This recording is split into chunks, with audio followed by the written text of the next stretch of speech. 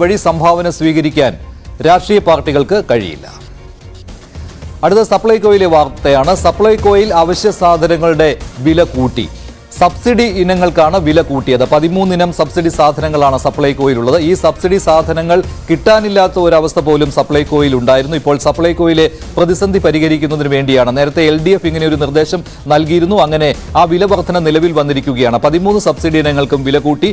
55% നിന്ന് 35% സബ്സിഡി കുറച്ചതുകൊണ്ടാണ് ഇങ്ങനെ വില കൂടുന്നത്.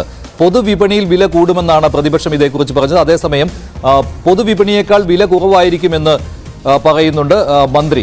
ഇത് ഓരോ സാധനങ്ങൾക്കും എത്ര വില കൂടി എന്നതിൻ്റെ കണക്കാണ്. 13 സബ്സിഡി സാധനങ്ങളിൽ 12 എണ്ണത്തിൻ്റെയും വില കൂടിയിട്ടുണ്ട്. ഇന്നത്തെ കണക്കനുസരിച്ച് മന്ത്രിയാണ് ഈ വിവരം പറഞ്ഞത്. ഏതൊക്കെ സാധനങ്ങൾക്കാണ് എത്ര വിലയാണ് കൂടിയിരിക്കുന്നത് എന്ന് കൂടുതൽ വിവരങ്ങൾ നൽകാൻ വിനോദിന്റെ റിപ്പോർട്ട് കാണാം. സപ്ലൈകോ സബ്സിഡി സാധനങ്ങളുടെ വിലവർധനയെ ചൊല്ലിയുള്ള ചർച്ച നിയമസഭയെ ബഹളത്തിൽ മുക്കി. സബ്മിഷനായാണ് പ്രതിപക്ഷം ഇന്ന് സഭയിൽ വിഷയം ഉന്നയിച്ചത്. നേരത്തെ തന്നെ സഭ ചേരുന്ന സമയത്ത് മന്ത്രിയോട് വിലവർധനയെക്കുറിച്ച് പ്രതിപക്ഷം ആരാഞ്ഞിരുന്നു. പക്ഷേ ഒരു പ്രതികരണവും മന്ത്രിയുടെ ഭാഗത്ത് നിന്ന് ഉണ്ടായില്ല എന്ന് പ്രതിപക്ഷ നേതാവ് പറഞ്ഞു. പിന്നീട് മന്ത്രിസഭാ യോഗം ചേർന്ന് സബ്സിഡി നിരക്ക് കുറയ്ക്കാനുള്ള തീരുമാനമെടുത്തു. അക്കാര്യവും സഭയെ അറിയിക്കുകയോ ഔദ്യോഗികമായി പറയുകയോ ചെയ്തില്ല. മറിച്ച് മാധ്യമങ്ങളോടാണ് ഇന്ന് മന്ത്രി ഇക്കാര്യം പറഞ്ഞത്. മാത്രവുമല്ല, മാധ്യമങ്ങളിൽ ഈ വാർത്ത അച്ചടിച്ചു വരികയും ചെയ്തിരുന്നു. നിയമസഭ ചേരുമ്പോൾ ഇക്കാര്യം സഭയെയാണ് അറിയിക്കേണ്ടിയിരുന്നത്. അവകാശ ലംഘനമാണ് സംഭവിച്ചതെന്ന് പ്രതിപക്ഷ നേതാവ് ആരോപിച്ചു. സാർ, ഇത് പൊതുവിപണിയിൽ ഉണ്ടാക്കുന്ന ആഘാതം എത്ര വലുതായിരിക്കും? ഈ സഭ സമ്മേളിച്ചുകൊണ്ടിരിക്കുമ്പോൾ ഇത്തരമൊരു തീരുമാനം എടുക്കുന്നത്, അതിനെയാണ് സാർ ഞങ്ങൾ ചോദ്യം ചെയ്യുന്നത്. എത്ര അപകടകരമായ, സഭയെ അറിയിക്കാതെ എടുത്ത ഈ തീരുമാനം എത്ര അപകടകരമായ ഒരു തീരുമാനമാണ് പൊതുവിപണിയിൽ ഉണ്ടാക്കാൻ പോകുന്നത്. 2014 മുതൽ സബ്സിഡി സാധനങ്ങളുടെ വില ഒരേ നിരക്കിൽ തുടരുകയാണ്. സപ്ലൈകോ നിലനിർത്തുന്നതിന് വേണ്ടിയാണ് ഇപ്പോൾ യുക്തിസഹമായി വില വർധന കൊണ്ടുവന്നത്. ഒരു സമിതിയെ നിയോഗിച്ചിരുന്നു. ഈ സമിതി ശുപാർശ ചെയ്തത് 20% വരെ സബ്സിഡി മതി എന്നാണ്.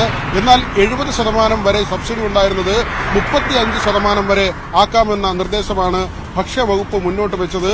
വലിയ സാമ്പത്തിക ബാധ്യതയുണ്ട്. പ്രതിമാസം ഏതാണ്ട് 32 കോടി രൂപയുടെ ബാധ്യതയാണ് സപ്ലൈകോയ്ക്ക് ഉണ്ടാകുന്നത്.